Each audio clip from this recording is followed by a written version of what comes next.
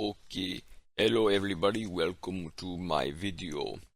Today's video I'm going to show you how to use FindText because sometimes I get questions on how to use FindText in Autohotkey. Now FindText is an alternative to image search. It is very useful. So the first thing you're gonna do is you have to download FindText.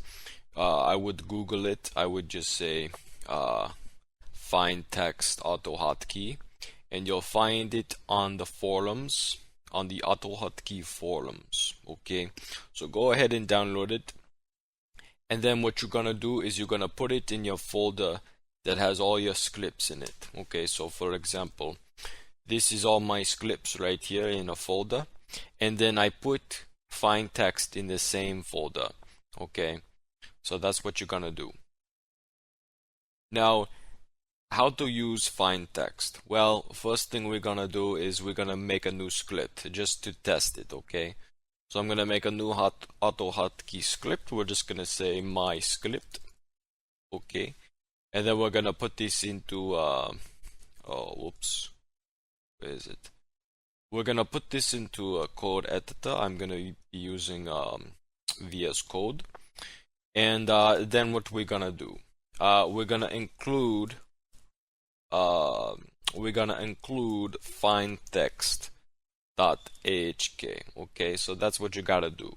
Okay, and I have some other things here that I think can include. It's just these are just my things. Okay, so useful things.ahk. That's my own thing. You don't have to worry about that one. Okay. So anyway, you have to include FindText.ahk. Okay, so now we're gonna test the script. So what we're gonna do? So what we're gonna do is, let's say we want to click on something in our inventory, or maybe when we find certain text on the screen, we want to actually, I'm going to censor that. I don't want that to be on the video. Let's say we just want to click on this coin pouch. Okay, we want to click on that coin pouch. So how are we gonna do that? Okay, well, here's what we're gonna do. I'm gonna start the script. I'm gonna say Z. So anytime we press Z hotkey, this is what we're gonna do. Okay, so let's go into FindText. Okay, we go back into our folder.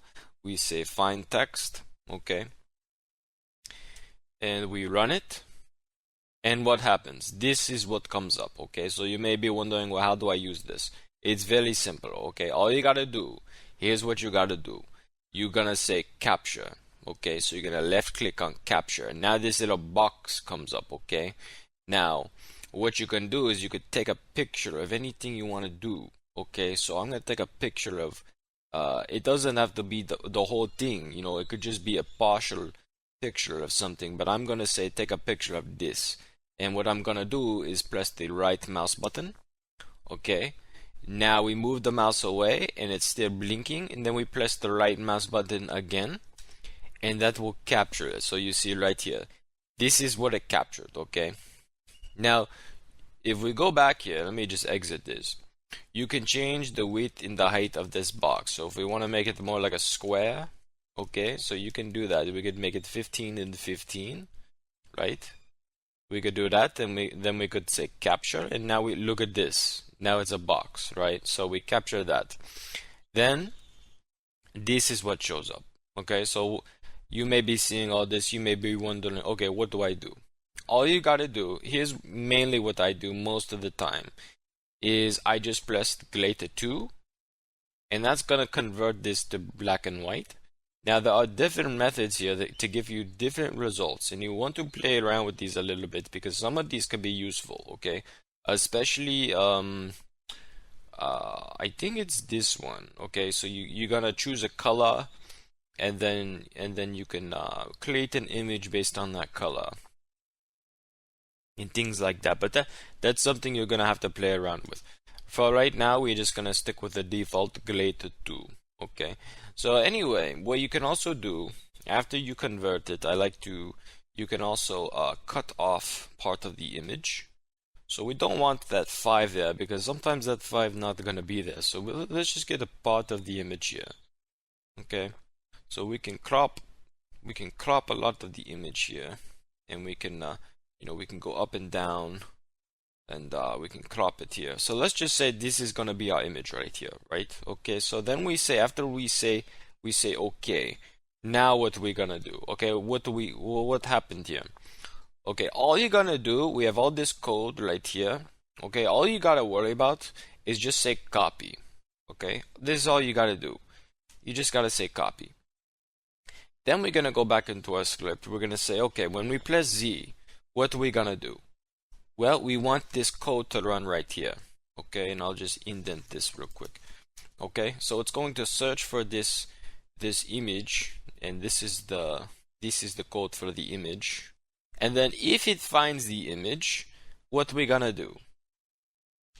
Well, we could click it, we could mouse move. Okay, we could mouse move. Now, keep in mind, this code here, this is a FindText. This is FindText own code, so this is not AHK necessarily. So you're gonna have to write your own custom, you're gonna have to figure it out. But usually what I do is, if you want to click it, you can. So you would just uncomment this. So we could test this out. Okay, so let's run this script. My script, right? So we're gonna run this script. And then we're gonna go here, and we're gonna press Z. Look at that. What does it do? It jumps the cursor to the item and it clicks it. Okay, that's exactly what it says right here. It says FindText. It's gonna click. We could click it. Okay, everybody. Sorry, my computer shut off there. So anyway, where were we? Okay, we just got to the point where we made the script. Okay, so when we run the script, we press Z, what happened? It jumped to the coin pouch and it clicked it. Now obviously you can see where in situations where this might be useful, especially with the coin pouch. Okay, this technique can be used for thieving. Okay, so it clicked the coin pouch when you have a maximum amount of coin patch, so you can continue thieving. Now this is just one example of what you can do with FindText. Okay, any static thing, including icon that show on the screen from RuneLite. Okay, you can use FindText to click on it, and obviously you can use FindText to click on text in the dialog box, the chat box, if there's anything on the screen with text. Okay, now what you're gonna do, instead of, hold on a second here, okay, now what you're gonna do, instead of clicking on it, what else can you do? Well, a lot of the time what I do is I say, okay, we could put all of this in a loop, right? So we could say loop. Okay, whoops. Hold on 1 second. I don't know what's happening here.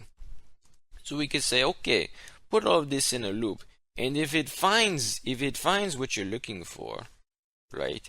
If it finds it, then we could say break, right? We could break out of the loop and continue on, or else, right? We could say, okay, just continue just sleep. Okay, we'll check again in another 200 milliseconds or every second, right? So you could just loop indefinitely, okay, until you find whatever it is you're looking for, some sort of image, a text, anything. You could just wait. Okay, now the opposite is true as well. You could say, okay, I want to sleep. We could comment this out. I want to sleep.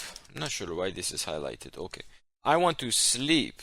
If we do find this, if we do find it, I want to sleep. Otherwise, when it's gone, I want to break out of the loop. Okay, now this is just an example of what you can do, and 99% of the time, this is what my code looks like when I'm using FindText. Now in my other video, I have a check text function. It's literally just this. Okay, it's just a shorthand for this because I use it so often. Okay, you pass in some text, which would be this, and this is what represents the image, okay, is this text right here, okay. Now anyway, that's pretty much how to use FindText. I mean, it's pretty simple, okay. Like I said, you can check anything static. Mostly things on the game screen, you're not gonna use FindText for that. You know why? Because things on the game screen are changing a lot, okay. The things on the screen are not going to be the same depending on the angle of your screen, and I do think that things shift by 1 pixel every 30 seconds or so. So FindText not really gonna be used for things on the screen, mostly for things in your inventory and for things in the chat box, or any static things that you see in the game screen in the main viewport here, okay. So anyway, that's a tutorial on how to use FindText. If you have any question, please ask me in the comment, and that's my video, and that's it. Thank you for watching.